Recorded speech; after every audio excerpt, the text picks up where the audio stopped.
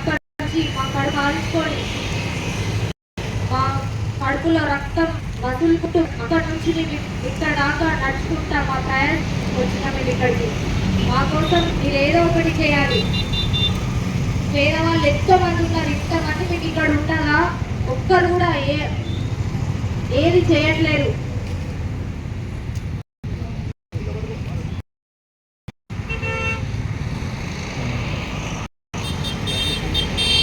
ఇకనైనా ప్రభుత్వం మా కోసం ఏదో ఒకటి చేయాలా.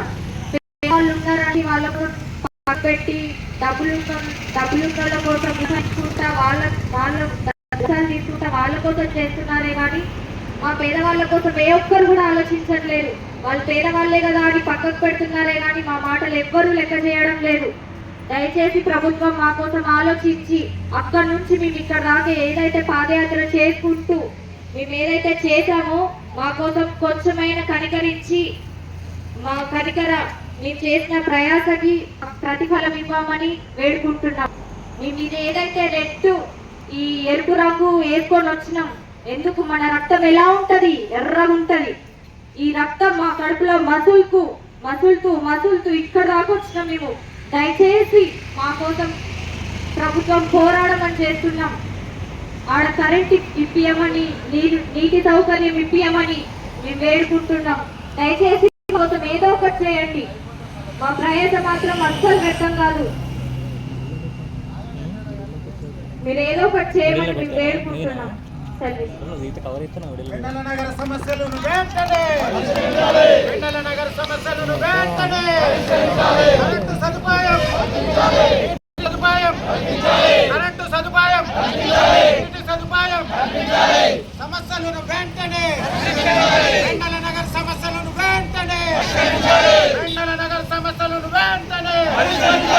పేద ప్రజల కోసం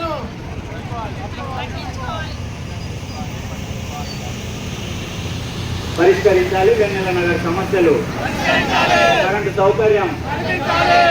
సౌకర్యం అందరికీ ఒకే విడతలో 5 లక్షల రూపాయలు, అందరికీ ఒకే విడతలో 5 లక్షల రూపాయలు, అందరికీ ఒకే విడతలో 5 లక్షల రూపాయలు.